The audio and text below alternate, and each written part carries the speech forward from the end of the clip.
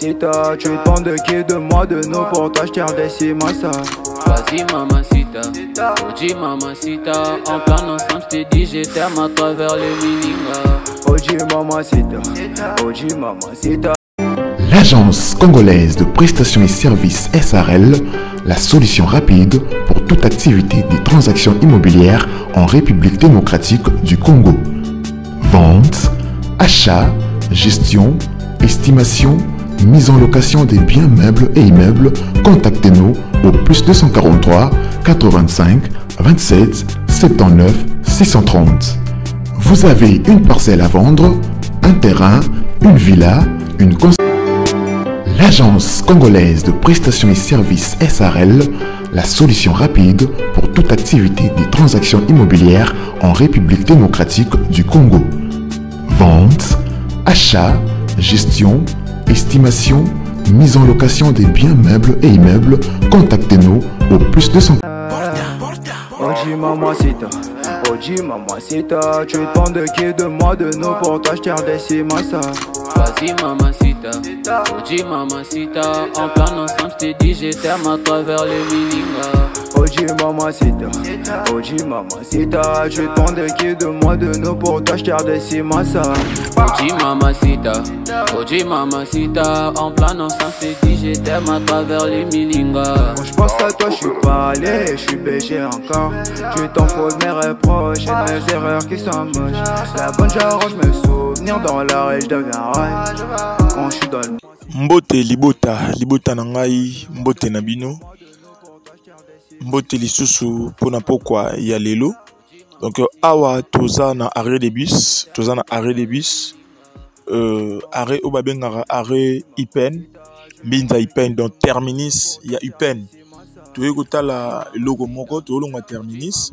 Bon asko toza na arrêt oyo liboso ya veni oyo ezomema biso ti place lupango ndako oto la kisiwana eza maquette mais to lobaki to relaxa vraie vidéo na yango parce que bat babengaki par rapport ya maquette mais to lobaki que biso to travaillera na maquette te vraie vidéo nango ezali donc a toza na avenue tozo poussana to uti rond-point Ipen to zui moto et biso ti liboso avenue wana tozo poussana to tala avenue ndenge eza munene uta ebandel parce que outi to mona mituka ezali donc lupango ezo remplir déjà ba critères ya accessibilité ndenge ezali et puis to mona environnement la construction ndenge ezali ndenge bazo tambola ndenge maramne so ezali toujours mona que déjà il y a un très bon signe donc le kolobakelo toujours nekotala eza bien tout le monde a mis tout cas partout accessibilité ata oye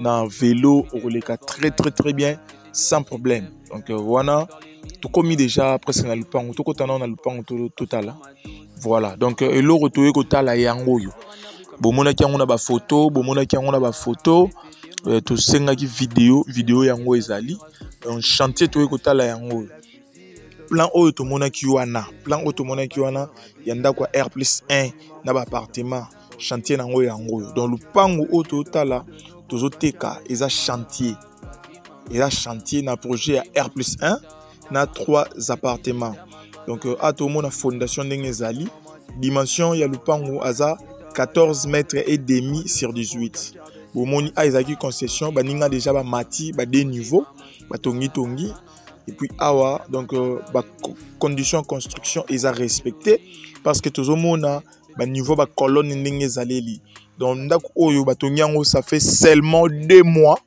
oyo babandaki misala bomoni ba colonne yango oyo ça fait seulement 2 mois mais l'homme propose Dieu dispose donc le pan ozote kama ato na kata salon na lobaki na rez-de-chaussée oyo ezali yango oyo awa ezalaki na projet à 4 chambres oyo eza déjà salon bomoni na grandeur ya salon donc aza salon salle à manger tu repoussana au bon moment biso na biso à salle à manger à gauche awa to mona deux portes ya liboso oyo eza na gauche na biso eza pona kokota na couloir kokena ba chambre et puis awa eza pona kokota na cuisine donc ato na cuisine eza vaste oyo to mona na gauche wana ya cuisine eza magasin ouais wana magasin oyo ya ndako et puis awa tokoti déjà na ba chambre tolobaki eza na 4 chambres.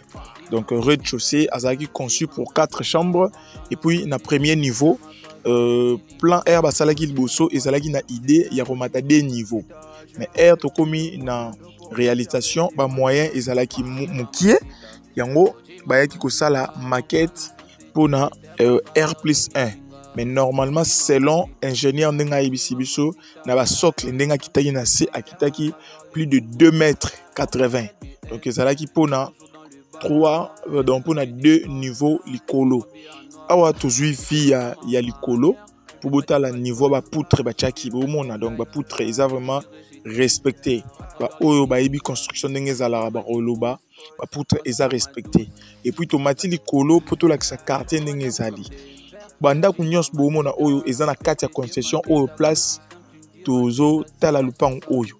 Donc oyo banyos basombaki oyo eza ba terrain ba clôturaki maintenant ba bando tongate biso ato to banda ko tonga na vitesse. Donc ça fait seulement 2 mois nde tozo teka yango. Donc chantier oyo to tiango na prix à $60,000 à discuter. $60,000 à discuter. Au sombi au continue kaka et toko ba couler au matimba la moko likolo. Donc a tozu na ndenge ya mopandi tolobi $60,000 à discuter. Toza na commune ya Ngaliema Mbinza Upen. Na bandeli toza na commune ya Ngaliema Mbinza Upen. Donc wana tozozonga to laksa maquette ndenge ezalaki maquette yango yo. Pona ba onyos ba kozala intéressé. To bengani to yeba ndenga ko solola. To négocier, to visiter, to négocier prix, to solola. Maquette yango yo, plan ezali, ingénieur ou asalaki yango pe azali. Bonne chance à tout le monde. Merci beaucoup.